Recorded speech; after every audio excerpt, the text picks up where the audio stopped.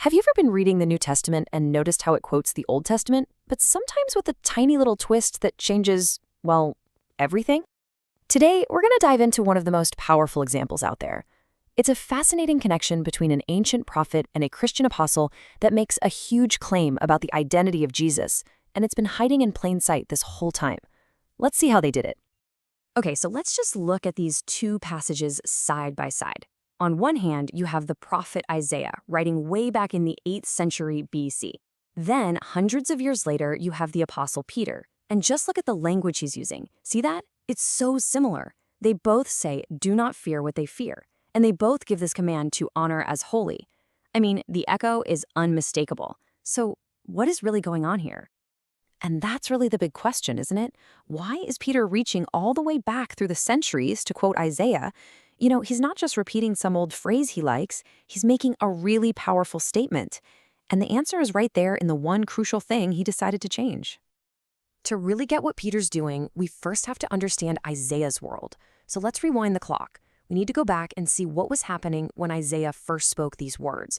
Because let me tell you, it was a time of absolute crisis, and the entire nation was gripped by fear. So, picture this. The people of Judah were completely panicked. They were hearing all these whispers of political backstabbing and conspiracies. And on top of that, they were staring down the threat of the absolutely terrifying Assyrian army. So the temptation was just overwhelming. Forget God, make a deal, any deal with a human power that might save them. They were looking for security in all the wrong places. And right in the middle of all that chaos, Isaiah delivers this radical command. He tells the people to honor the Lord as holy. Now, this wasn't just, a call to go to the temple more. No, this was a command to set God, to set Yahweh, completely apart from everything else they were afraid of. It meant treating him with the ultimate reverence and trust, making him the one true fear that pushes all those other fears aside. Okay, now let's fast forward several hundred years. The Apostle Peter takes this exact same phrase and repurposes it for a brand new audience, and they were facing a really different, but maybe also a pretty familiar kind of threat. Peter's writing to these early Christians, and they're scattered all across Asia Minor.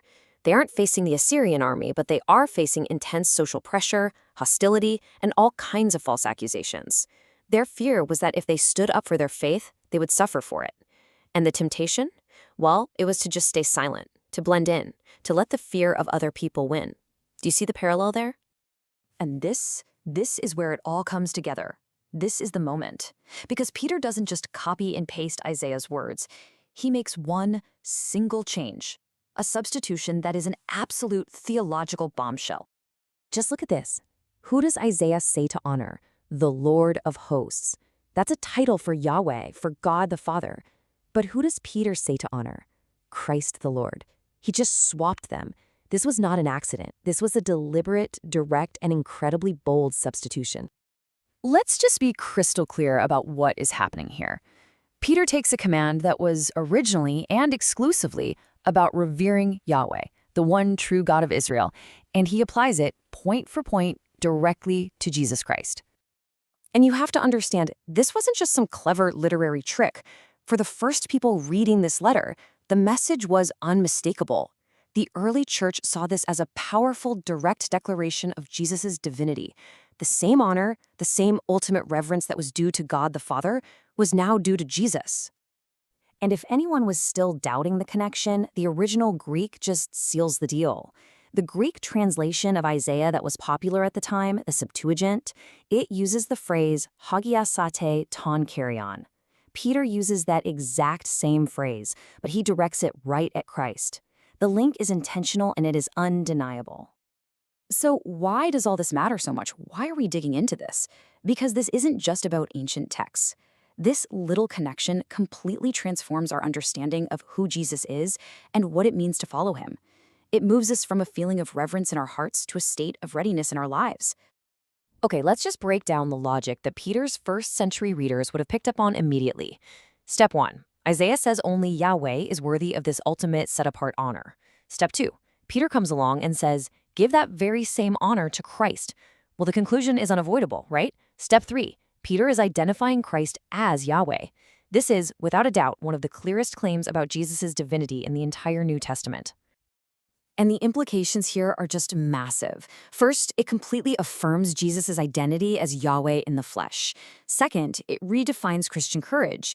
Our strength to stand against fear and hostility doesn't come from us, it comes from our trust in Christ. And third, it connects our inner reverence with our outer witness. It's by setting Christ apart as holy inside our hearts that we become ready to explain the hope we have to a watching world. So when you boil it all down, whether you're facing a superpowers army, political chaos, social pressure, or just your own modern-day anxieties, the message across the centuries is exactly the same. The command is to redirect our fear, to take it off of these temporary worldly threats and point it toward a holy, life-giving reverence for the one who is actually in control. And that really leaves us with a question that we all have to answer for ourselves. In a world that is just saturated with things to be anxious about, what does it actually look like day by day to honor Christ and not our fears as the one who is truly set apart and truly worthy of our ultimate reverence? Now that is a question worth thinking about.